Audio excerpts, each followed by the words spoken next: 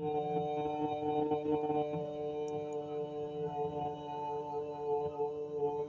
भूर्भुवः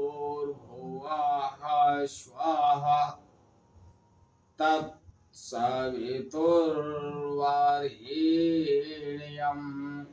भर्गो देवस्य धीमहि धियो यो नः प्रचोदयात्।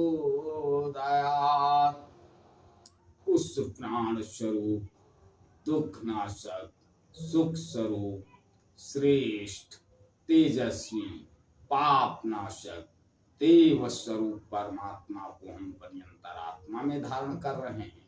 वह परमात्मा हमारी बुद्धि, वाणी तथा कर्मों को कल्याणकारी मार्ग पर प्रेरित करे। परम पूजनीय गोस्वामी तुलसीदास जी द्वारा रचित श्री रामचरितमानस महाकाव्य का ये भाग नंबर 164 आप लोगों के समक्ष प्रस्तुत कर रहा हूं। आप लोग इसका श्रवण करें और जीवन सुखमय बनाएं। महाराजा रावण का जो सबसे बड़ा बेटा था, जिसका नाम था मेघनाद, अत्यंत तेजस्वी और बलवान था। स्वर्ग के देवता गण भी उससे डरते थे। स्वर्ग में उसके नाम से हाहाकार मचा रहता था। गोस्वामी तुलसीदास जी लिखते हैं, कुमुख अकंपन कुलिस रद धूम के तुअतिकाय एक एक जग जीति सक ऐसे सुबट निकाय। इसके अतिरिक्त दुर्मुख, अकंपन, वज्रदंत, धूमकेतु और अतिकाय आदि ऐसे अनेक योद्धा थे जो अकेले ही सारे जगत को जीत सकते थे। काम रूप जानहि सब माया, सपने जिन के धर्म दाया। काम रूप जानहि सब माया, सपन्यों जिनके धर्म न दाया। दस मुख पैठ सवा एक बारा, देखी अमित आपन परिवारा।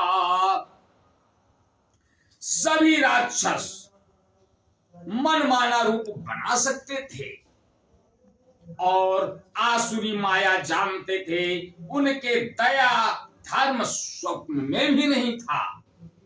एक बार सभा में बैठे हुए रावण ने अपने अगणित परिवार को देखा।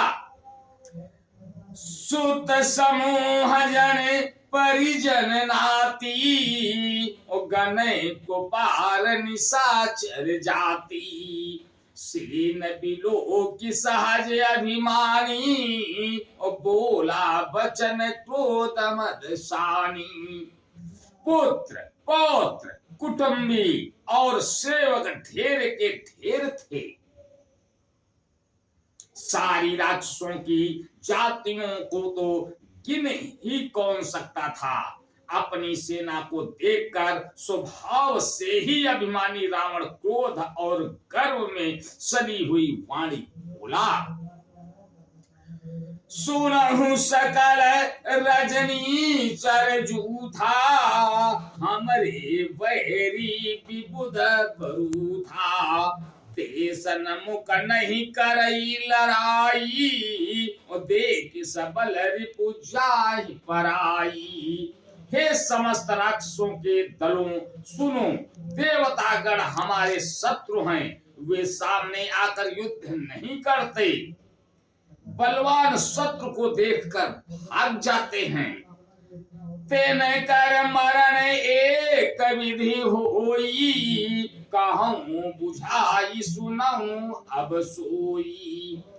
और द्विज भोजन मकहोम सराधा, और सब कह जाई करो तुम बाधा। उनका मरण एक ही उपाय से हो सकता है, मैं समझा कर कहता हूं, अब उसे सुनो। उनके बल को बढ़ाने वाले ब्राह्मण भोजन, यज्ञ, हवन और श्राद्ध, इन सब में जाकर तुम बाधा डालते रहो। सुधा छीन बलहीन सुर, सहज ही मिलही आई।